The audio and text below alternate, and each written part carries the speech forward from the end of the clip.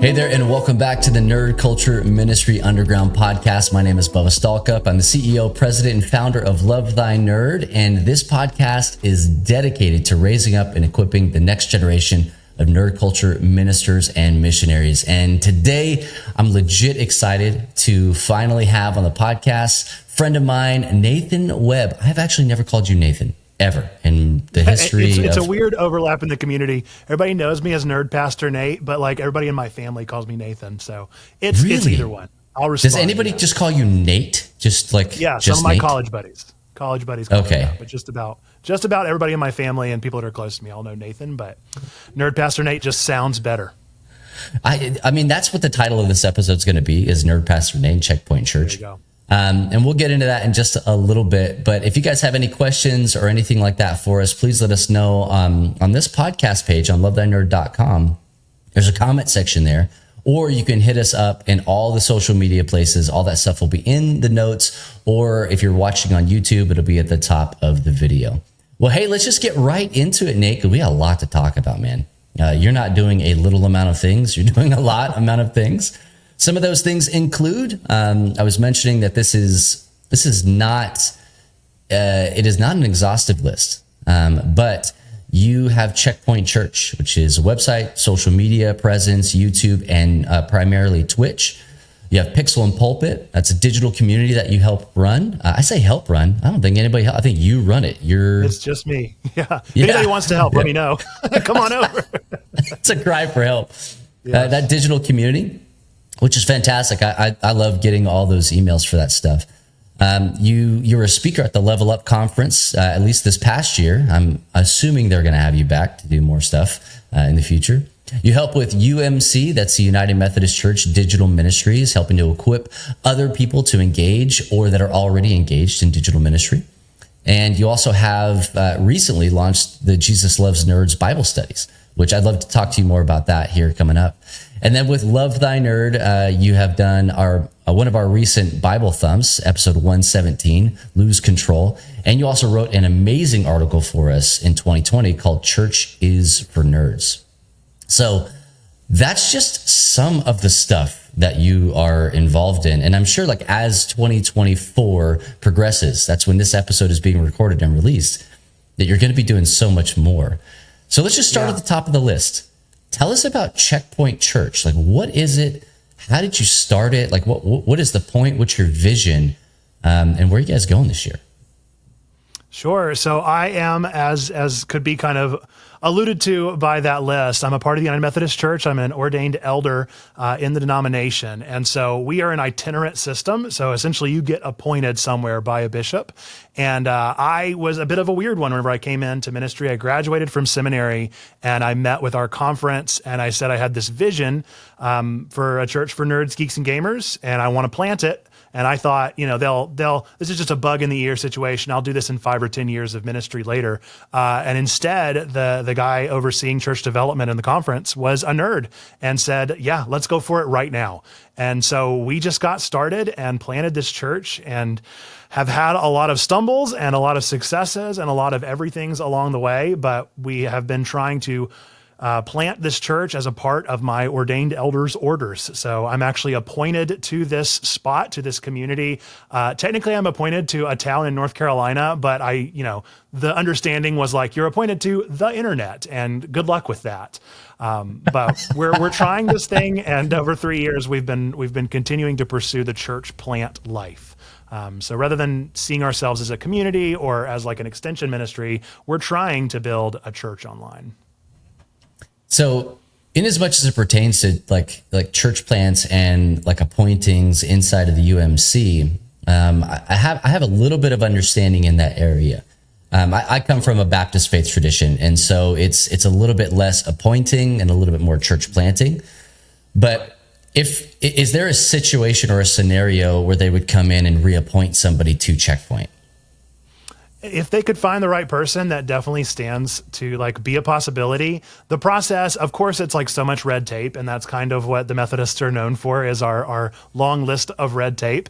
But if we were to go to the point that we reach a critical mass that we can charter as a church in the conference, at that point is whenever the doors kind of open for like, if the bishop sees fit that I need to go somewhere else and somebody else needs to come and oversee Checkpoint, then yeah, that's a part of the itinerant system that we kind of took our vows into whenever we became elders in the United Methodist Church. So it could happen, but I've had plenty of conversations, and they're like, who are we going to put here? Like, who's going to do exactly what you're doing here? And my better guess is that we'll like raise out of our own, kind of the church plant model that is everywhere, of like, you find somebody in your congregation and you start to notice a little seed of ministry and work on developing that so that you can kind of raise a sort of successor, I guess is a good word, but maybe. So how long have you been doing Checkpoint? Since 2020. So originally our vein was actually much more along the lines of Love Thy Nerd and wanting to do like a con-based ministry.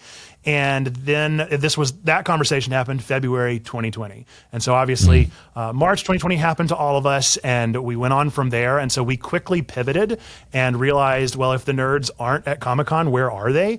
And the answer then was Twitch. And so we started to stream on Twitch to meet the nerds where they were and to be where the people are, so that we could begin to build our church in the space that made sense. That's fantastic, man. And I know that you've seen a lot of growth, and it's been really interesting to me in our community to see people that have come to find us through you guys, right? Where I think some people might think that it happens the opposite way. It actually doesn't very, very often. We're trying to fix some of those things within our organization to point more people in the directions of digital churches. But we've had people, like I think of Trombone Dialogue, like she came in and she was like, yeah, I found you guys through Nerd Pastor Nate and Checkpoint Church.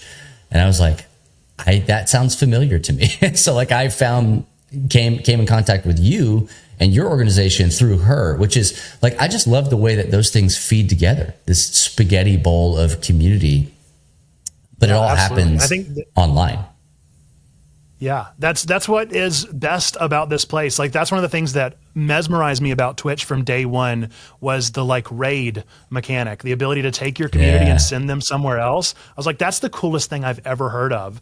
And imagine if the church got hold of that and was like, what if when your service ends, you go down the street and you go to the next church and you just keep that love train going? Like, that's so counter-cultural and so what the church should be, that I was humbled by it right away. And so something that we've tried to take into our foundation of building this church is like, yeah, we are trying to build a church. We're trying to build a community, but we're not trying to be insular. We acknowledge like our limitations, and we acknowledge that there are plenty of folks out there that are doing good work that we're not going to do, and that they've already had a backlog of tons and tons of resources. So why not send them over to Love Thy Nerd? Why not send them over to some other organization so that they can live further rather than differently, but live further into their baptism? Yeah, I think that's one of the things, as people that are listening to this podcast, watching the episodes on YouTube, that kind of stuff, I hope that they get out of that is that we're trying to be, we use the term internally, interdenominational, right? Not to elevate one thing over the other, one faith tradition, as I like to say, over the other.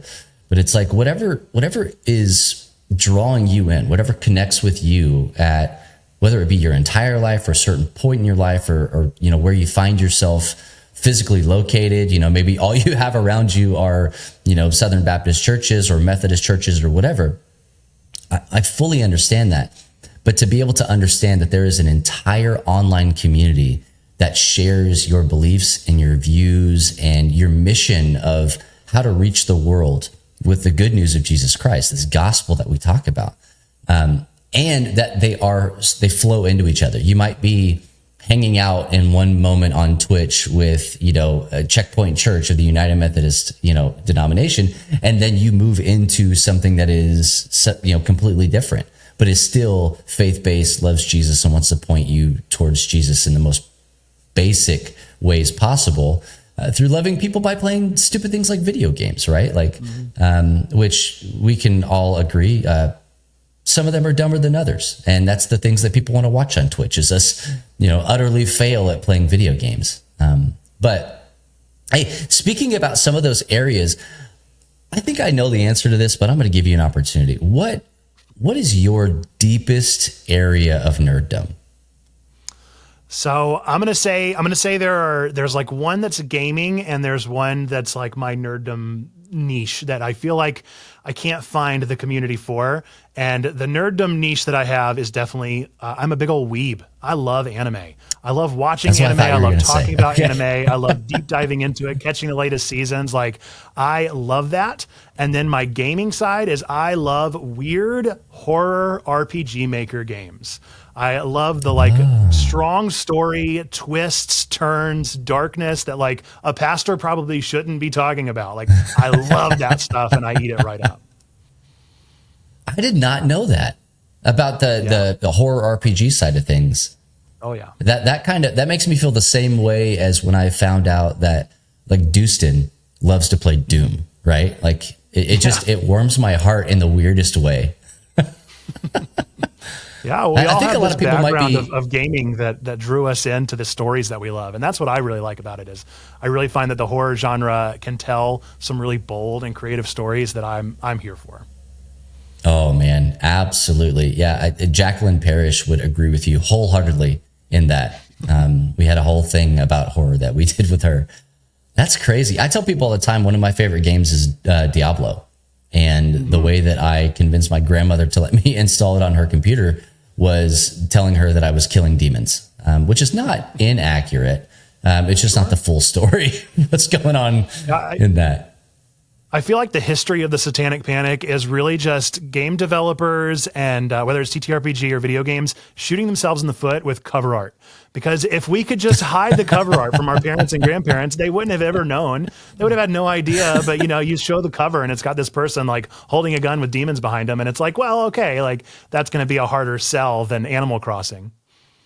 Yeah, barely. But then you have Pokemon, right? And so that found itself squarely locked in the Satanic Panic. So, man, is anything safe these days? Maybe not. I don't know. Well, hey, going back to you being a weeb, do us a quick favor. Explain that term. I mean, I know what it means, but like for our listeners who may not understand what that is, explain what that is, and then tell us a little bit about what makes you a fan of the anime genre. So I am a fan of the anime genre because of I went to the Food Lion, which is a North Carolina grocery store. And I'll never forget the day because it was the day my life changed forever. I was at the Food Lion and I went to the magazine rack and I saw Yugi from Yu-Gi-Oh! And I saw him on the cover of a magazine and I was like, what's the deal with this? And why is it facing the wrong direction? And it was a magazine that came out every month called Shonen Jump. And Shonen Jump was the coolest magazine collection ever because it would be anywhere from 7 to 9 random chapters of different manga delivered to your doorstep.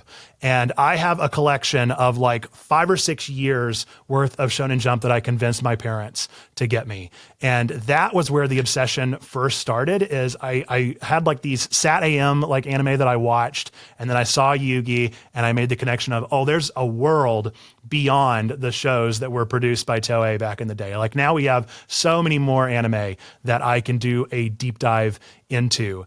And so that began the love affair. And then there was Adult Swim. And so I would sneak into the living room after hours, of course, after my parents went to bed, and I would watch things like Full Metal Alchemist or Death Note or, fill in the blank of something that was probably above my head, but I watched anyway and fell in love with as well. So those two like arenas of interest kind of happened to push me forward into loving the stories that they told, the art form, the medium of anime in general. I just can't get enough of that stuff. And then you throw into the mix that I'm a Nintendo fanboy at heart. Like I only ever had Nintendo consoles growing up. I only got into the other consoles as I got older. And so I had the Japanese style there of Nintendo games very thoroughly enriched in Japanese culture. And so for me, weeb comes from weeaboo and has a little bit of a derogatory stent, but we've kind of like reclaimed it as a white person that likes Japanese culture. And so I acknowledge that it probably has some weight. It has some baggage and may rub some people the wrong way. Some people might be offended if you call them a weeb. For me, I embrace it wholeheartedly, acknowledging that I am not somebody that would have ever encountered this culture in any other era, but because I'm here now in the era of anime being brought overseas and delivered on things like Cartoon Network, like I was immersed in it and fell in love with it and want to share more of those stories with people. Man, who would have ever thought that Cartoon Network would be so like radically transformative in people's lives? Because when I think about Cartoon Network, the things that come to my mind are Cow and Chicken, like Dexter's Laboratory, like that kind of stuff, which again, you could say are pretty transformative, but not in like, I didn't even realize that anime was on Adult Swim. I had no idea. I was watching Space Ghost Coast to Coast. That's what I was watching on Adult Swim. Yeah, there were some good ones. I mean, I think that there was also that like hour in between, like Toonami especially. So Toonami had like the Dragon Ball Zs of the world. And so you'd have that and it would be like slightly younger skewed, and then you'd go into Adult Swim, and later on they started to pick up some of the heavier, darker, they're called seinen. And so they're like the young men anime, and those were the ones that I really fell for.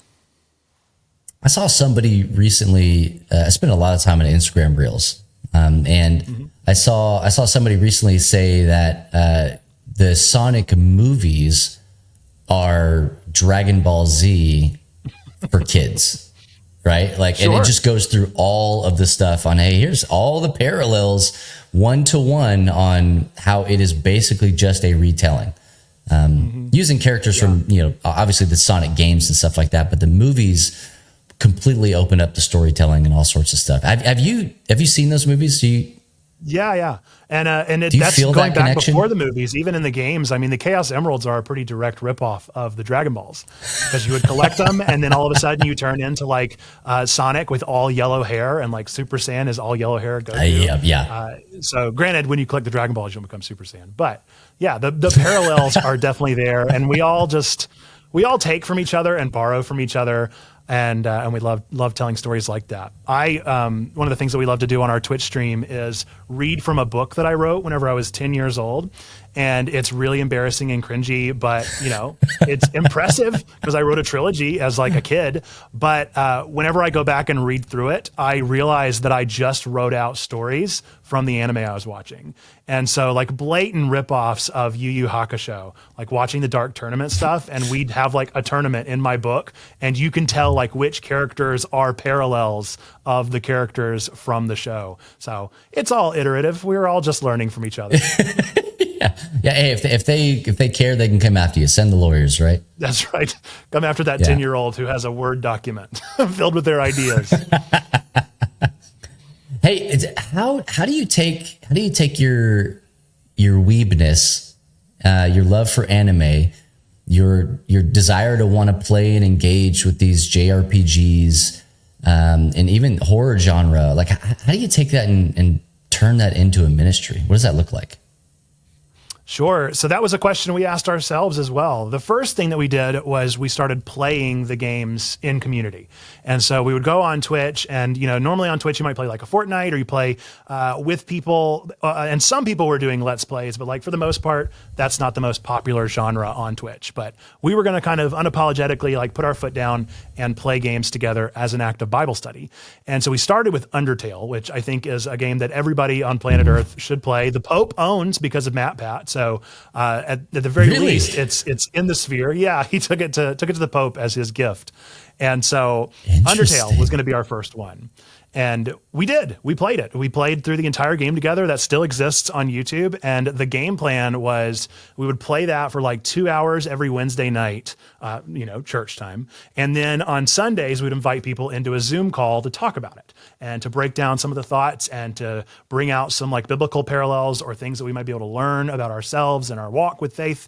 And it may surprise you to hear this, but hundreds of people did not, in fact, flock to our Zoom call. It was me and my friends. And so we quickly backed off and we're like, all right, these Bible studies are not working. Like, some people are showing up to stream and that's fun, but nobody wants to come to a Zoom call to talk about it after the fact. And so we realized that we needed to build more relationships first. And so we started building them on Twitch, but we realized that that was not enough time to build a relationship. We needed more time with people. And so one of our active chatters at the time was like, you got to get Discord. And I was like, what is Discord? And we started learning about it. And we realized pretty quickly that it could become a digital church building. So we built out a digital church building on there. I literally I'm a PK, and so my dad is a pastor, and I literally took the blueprint of my dad's church and like circled the rooms and wrote the purpose of the room and was like, how can I literally like copy paste this room into a Discord server? And once we did that, we still weren't getting enough of the conversational piece. We were building the relationships, but we didn't know how to get to the Bible study element. And so I was obsessed with video essays at the time on YouTube, and I still am. And we began to like ask ourselves, how can we create these video essays in a way that might be able to bridge the divide between anime and video games and faith in an adequate light? So we started to develop these things called nerdy sermons. And the first way we did them was they were literally going to be a devotional series that we did for Advent. And so I did one like video game or show and one scripture every single weekday of Advent, which is the fastest way ever to burn out, might I say. Absolutely, so it is. Burn myself 100%. Real hard. But we did start with like 20 of these devotionals from our first year, which was pretty cool. We took that energy and that vision of those devotionals and we said, what if we expound on these just a little bit and see what we can do? And that became what is now our nerdy sermons over on YouTube. So every single Sunday, sparing some Sundays here and there, we do something a little bit different. We put out at 10 a.m. Eastern time on YouTube a nerdy sermon talking about some kind of trending anime, video game, nerdy something. And we draw out a scriptural truth and we draw out a truth from this show. And then we analyze the two of them and say, isn't this neat that they're very similar? Let's talk about why these are so similar, why we get something out of them, and how we can then live that out in our lives. And we're over 100 episodes deep of doing that now at this point, just continuing to dive in to some of my favorite things out there and talk about how we can be better as Christians because of them. It is a well that will never run dry. I mean, it's any normal pastor, and I say that and I mean that, right? Because what we do is abnormal. It is not what is in the purview of normal church. Any normal pastor will tell you that they even struggle to write sermons because what they're drawing off of is real world experience, things that have happened in their lives or in lives of people they know, stories that they've heard. When you were engaged and engrossed in nerd culture and you're reading comic books, you're watching movies, TV shows, playing video games, whatever you're doing, there's just a constant influx of stories and situations and, relational, incongruity and all sorts of stuff that you can draw off of to say, oh, that actually is really like what was happening here. The way that these people are looking at things and examining things is the same thing that the Bereans were doing when Paul was coming. Like, you can really try and easily pull those things and one-to-one them if you want to. And so I would encourage anybody, we'll have all this in the show notes. If you have not gone and checked out Checkpoint Church, go and follow them on all the social media, but make sure you subscribe on YouTube, because that stuff that you're doing over there, like Nate, it's fantastic. Like I absolutely love it. It's not just solid, but it's well done. And I think that a lot of times in the Christian culture, I have a phrase that I use that I didn't coin, but I use it a lot. I call it Christian good, right? Like good enough for government work would be another way that maybe like the secular world would say that. I think that you put an extra level of polish on everything you do, from the way that you speak and present it to the way that you edit it to, the like not just cutting out things, but like adding things in, overlays, scriptures, pictures, all sorts of stuff. It's truly engaging for the demographic that you're actually trying to reach. And so, man, we're going to put all that stuff in the show notes. You guys go and check it out. It's fantastic. And I should call out as well, of course, the like exegetical process, the process by which we actually like go in and tear apart the scripture and look at the words and understand the origins and do all of that work. That's from seminary training. But one of the first things that I learned, and this is actually advice from Philip DeFranco on YouTube, but one of the big pieces of advice that he gives to people that want to be creators on YouTube is your very first hire should be an editor. And so our first season of videos, I edited, and everything since then, we hired a freelance editor to do everything from that point on. And so that was an important thing that I had to let go 10 out of 10 idea. let loose the reins so that somebody else could take it. Not because I couldn't do it, I had the skills, I knew how to edit, sure, but it has become 10 times better, if not 100 times better, with somebody else's eyes, somebody else's jokes, somebody else's, just general vibes that they bring to their editing style. And then the relationship that we forged over 3 seasons of working together is something that is noticeable. Like you said, it's something that comes across in the editing of being professional, but also engaging because of the fact that there is more than just my eyes, my hands, my brain behind the thing.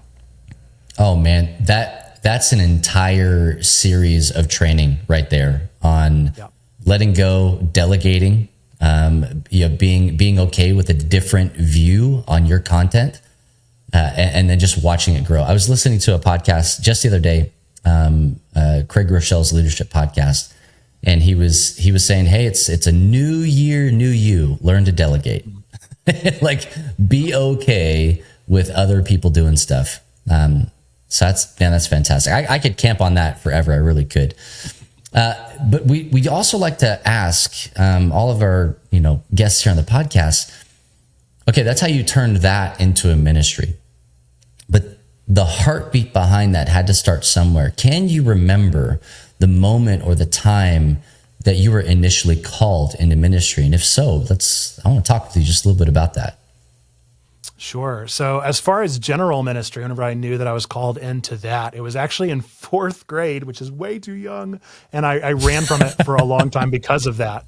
I'm sure there's an element. I'm the youngest child of 3. My dad is a pastor. He's a second career pastor. So I only ever knew him as a pastor, but I also saw him at the beginning of his ministerial calling. And so I think that kind of fervor rubs off on a kid. And so there was some element of like, I want to make my dad proud. I see what he's doing. And so I also had a very rich faith. And I went to a particularly moving Camp Marywood out of Clemens, North Carolina.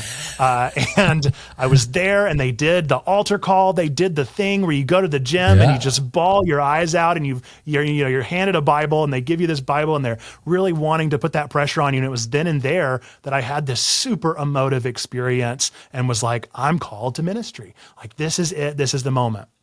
Then I ran from it for as long as I could. And I knew like I was such a creative person. I wanted to do theater. I wanted to do voice acting. I wanted to draw. I wanted to this, that, and the other. And I kind of ran from it as long as I could until I was made a leader in our youth group. And then I was like, okay, I guess I need to at least explore my options. And so I started to talk to my dad about my calling and about my vision and whether or not this was a real thing.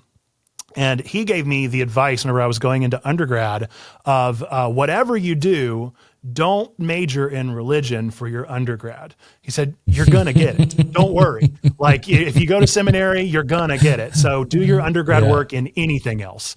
And he had the wisdom to say, I wish I had a media degree. And so he said, I would recommend going into communications and learning some media and some electronic sources, whatever, learn how to work with computers. And so I did. I went to undergrad at High Point University in North Carolina. And whenever I went there, I was looking for scholarships and found one that was called the Digital Fellows. The Media Fellows. And so I joined up with the Media Fellows. Now, if you had to guess, at a random college, a group called the Media Fellows, were these the cool kids in high school, or were these the ones that were maybe leaning towards the nerdy side, right? Like, these were the hardcore nerds. And so I buddied up with this group of 8 guys. We all lived in one dorm with a common space sharing together. And it was just all of these absolute nerds. And it was the time of my life experiencing that. But I realized that like they were not just not familiar with the church, they weren't welcomed at the church. Like they had negative experiences. They had been turned away because of one reason or the other, because of something about their nerdiness that wasn't welcome in the space. And it broke my heart. I had such a rich experience with faith. I had such a good church upbringing, and to know that these people that I was falling in love with, their nerddom and their hobbies and their passions and playing games with them, and they weren't welcome in the space that I loved so dearly. And so it was there that whenever I finished up my time in undergrad, I was like, okay, yeah, I really am called to ministry. And now I know in what flavor I want that ministry to go. And so my entire experience at seminary, I just considered like, what do I need to do? Do I need to do a VR church experience, a nerd church, a digital church? What does it need to look like? What does it need to be? Something has to change. We've got to reach the nerds, geeks, and gamers because my heart breaks for them. And so out of that love and compassion for this people group was just birthed this strength of a call to ministry beyond just some kind of emotive experience that happened in a cafe gymnatorium in a church camp somewhere. This was like a real moment where I not only knew that I was called to ministry, but I knew why God was calling me to this place. And so with that kind of strength came out a vision and came out the other side with Checkpoint. Dude, going to the camp experience, there's, as somebody who has spoken at a camp, been the lead speaker, I'm going back to do it again this year. There is no better feeling than making an entire camp cry. There is no more awkward feeling than doing it on accident. Like the thing that you had led up to didn't hit, but something else that got impressed on their hearts. So I'd be interested to see like who from that camp says, yeah, that time when that speaker, that nerd guy came, that was my time. I have a really interesting story that has nothing to do with anything, but just like camp stuff, right? So again, going as a speaker or missionary or whatever, like that's me impressing on their hearts and, in their minds and stuff like that. I had a kid who was really good at the Rubik's Cube. And I mean like stupid good, right? And I thought it was witchcraft. I was pretty sure that you had to be a mathematician to do it, and it was impossible. No matter how many times I watched him do it, I just knew that it wasn't really happening. It was fake. And so I dedicated basically a large portion of my time after I left that camp to one goal, and that was anytime somebody handed me a Rubik's Cube, I could solve it. Not going for speed at all. So I literally sat down for a week. Like I didn't do any work that week. I was like, I'm going to learn how to do the Rubik's Cube, watch YouTube videos, learn the algorithms, all that stuff, because I knew I was going to be going back to see that, to hopefully possibly see that kid. So I did it. My son even learned, and he's really good. He's got all kinds of different ones. He's got a 4x4, he's got a 2x2, he's got a 6x9, he's got the triangle, he's got all that stuff. Okay, fast forward to I finally see this kid at camp the next year, this past summer. And I tell him, I'm like, hey, I learned how to do the Rubik's Cube because of you. And again, I've got like a year's worth of buildup to have this conversation with this kid. And he looks at me and goes, okay. And that's it. Like that was the whole conversation. Oh. And I'm like, hey, do you have a Rubik's Cube with you? And he goes, oh, no, I didn't even think about bringing it. And the year before, he had multiple Rubik's Cubes. He had the ones that didn't even have the colors on them. Some that are like you have to get them in a certain pattern so that they're like, raised in different areas. Like he had the weirdest things. And this year he's like, yeah, I wasn't even thinking about it. Not a big deal. He had radically transformed my life for that past year. And to him, that was just a Tuesday. And so like, I think about that, like, and to spiritualize that for a second, like how many times are we engaging with people in our digital and online ministries where it's just another Tuesday for us, but for them, it's like, man, that was the most radical and transformative thing that's happened in my life all year long. Yeah. And so, like, with that in mind, and all the stuff that you've told us about Checkpoint, what are you guys doing to kind of maybe create some of those moments and radically transform people's hearts and minds in 2024? So one of the big things that we're working on this year and kind of perpetually over the past couple of years is with the life cycle of any church plant. There comes a time where like the pastor is the one really doing the sowing and meeting people and getting to know people and providing all of the leadership. But then at some point you want to empower the people that are opting into this thing, that are becoming leaders in this space. And so one of our major goals for this year is to figure out how can we continue to do that in a digital space to equip people so they might be able to feel like they are empowered to do the work, so that it's not just all Nerd Pastor Nate, facing the camera and doing all the things all of the time. And one of the ways that we want to do that is not just through the leaders, but through the relationships that leaders have. And so our big word for the year has been collaborate. We want to work with other people. We want to work with their favorite streamer that they might be watching as well. Like we want to know, how can we build a relationship with this Twitch streamer or with this Discord community? How can we have more like game nights with other communities? Like I always think back to whenever Frost hosted the Fall Guys tournament, Fall Guys, which we won. We won, by the way. I've got the trophy right back guys, there. Oh my gosh. We slaughtered beyond my understanding. Cheated. It was not my doing. They may have cheated for all I know. It was, I don't know. That game still mesmerizes. But regardless, we wanted to know, like, what can we do to collaborate more? Because I think that we acknowledge, like, the community that we're building, but we also have to acknowledge the mass of the internet. One of the examples that I like to use anytime I go and talk to some of the classic church folks, some of our rural church folks in the UMC, I like to use the example of Twitch, and this is old news, but Twitch has over 140 million users. That's a number I like to give them just because it's easy. And so I say 140 million users on Twitch, and I say North Carolina has 14 million people. And so I was like, imagine if somebody hands you a bullhorn and says, this bullhorn can reach all 14 million North Carolinians at once. Now multiply that by 10. Do you want all of them in your church building? No, like that sounds like a madhouse. You have to acknowledge the powerhouse that is the internet. And there are so many more ministries that are needed. And there's so many more people that are going to be reached if we can, instead of trying to divide off and siphon off our own ministry and put up boundaries and walls, if we can instead work into the connection that is the ecumenical church and reach as many people as possible, like that's the way that I want to do the most good. And so sure, Checkpoint is creating these nerdy sermons. I'm proud of them. Like you said, they are polished, they're good, and I want to offer them to people. And so I want that to be something that people like Love Thy Nerd and any other organization out there feels like they can use these nerdy sermons as a means to reach their community. It doesn't matter to me if they come to Checkpoint. It doesn't matter if they watch my nerdy sermon and they say, hey, that Nerd Pastor Nate's guy is cool, I'm going to go join his community. I don't need that. I need people to be able to use our resource because I'm using other people's resources too. I'm tapping in to articles and sharing things and using, the Faith and Fandom Hector Mirai books. Like I'm doing that work as well. I love the resources. Why wouldn't we want to share that with other communities? That way you're already forming a community. Use this instead of having to reinvent the wheel every single time.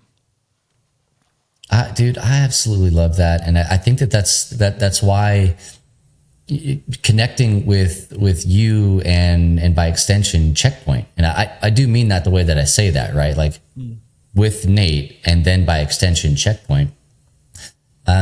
Because what we say at Love Thy Nerd is, man, I really don't need you to do Love Thy Nerd officially. You talk about red tape. Like I get red tape, man.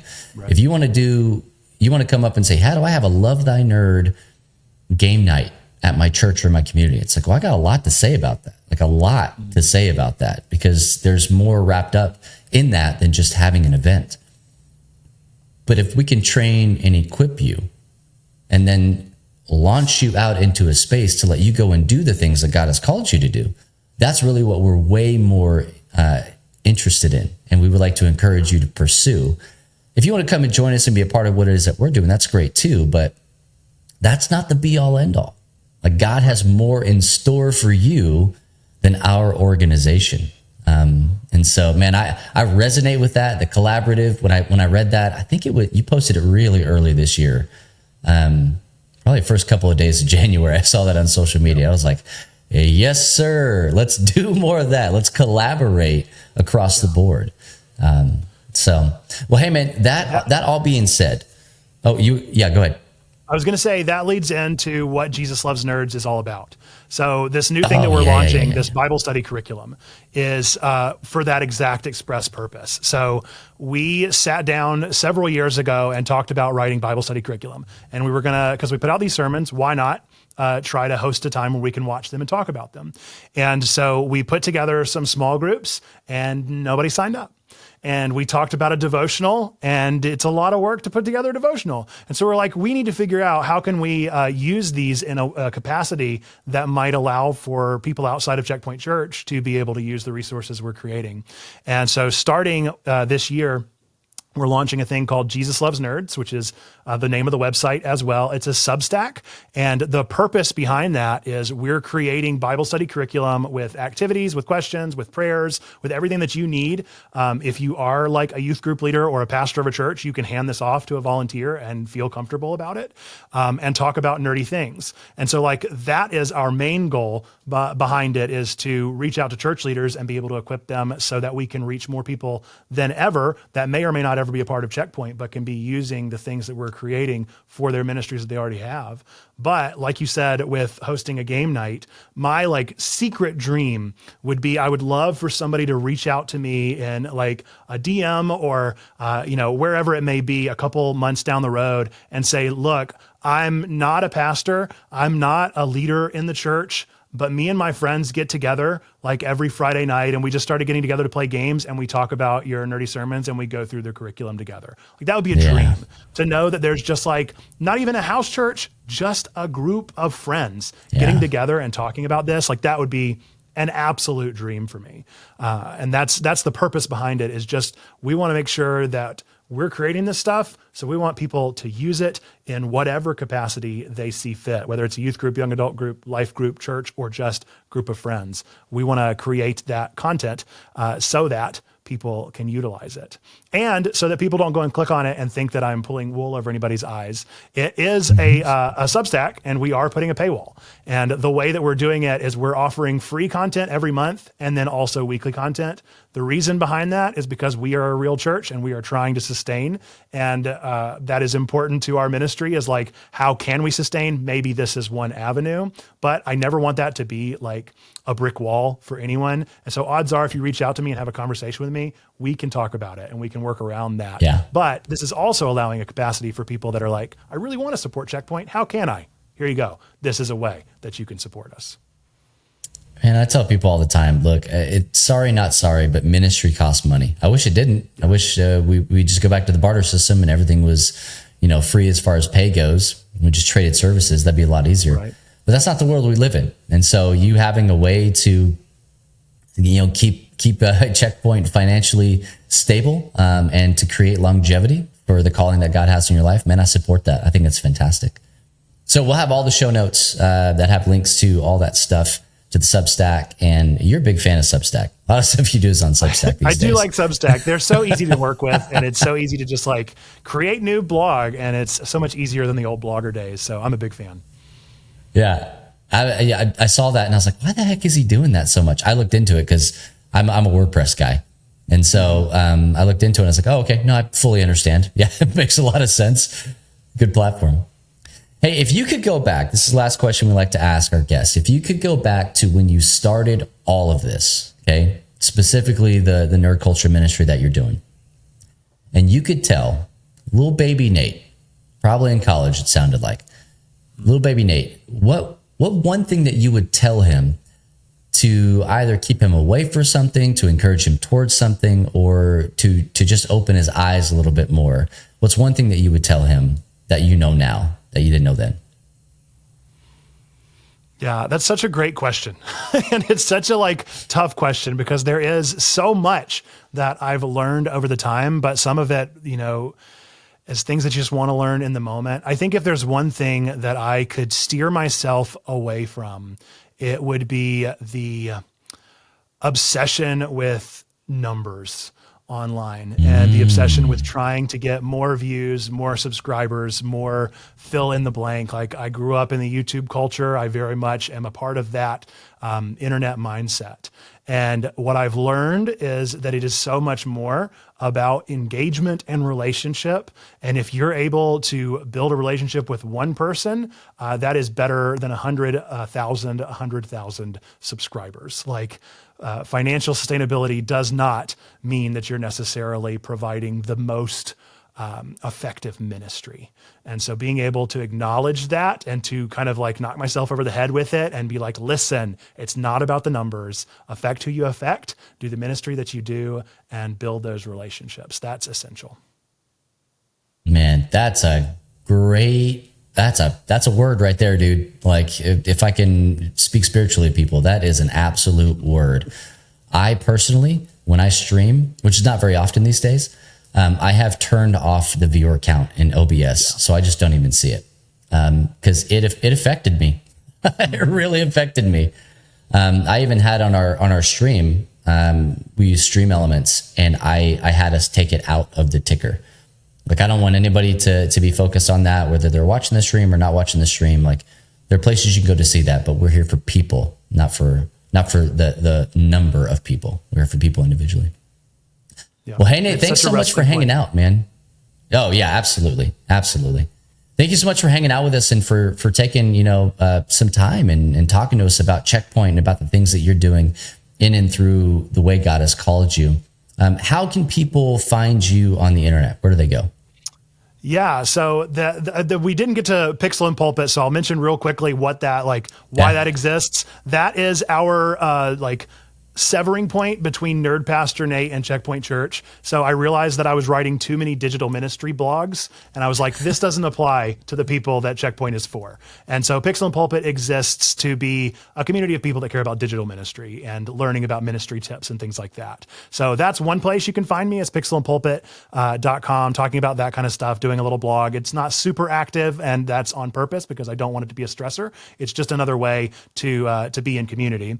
But then, of course, Checkpoint is the most vibrant thing that we do. We have our three main platforms that I always point towards people. So Twitch stream, we're streaming on Sundays, Tuesdays, and Fridays right now. And we are active every single day on Discord. I think our Discord is super cool. I'm blown away by the nature of Discord. I think it is something that every church ever should be on. And I will go on record if you want me to saying that. And then number 3 is our YouTube channel. So again, our nerdy sermons every Sunday at 10. And I love putting those together. It is my greatest gift and honor that I get to do that and talk about my favorite things every single week. Awesome. And then for our audio listeners, our podcast listeners, the ways to get to those things, what's the easiest avenue?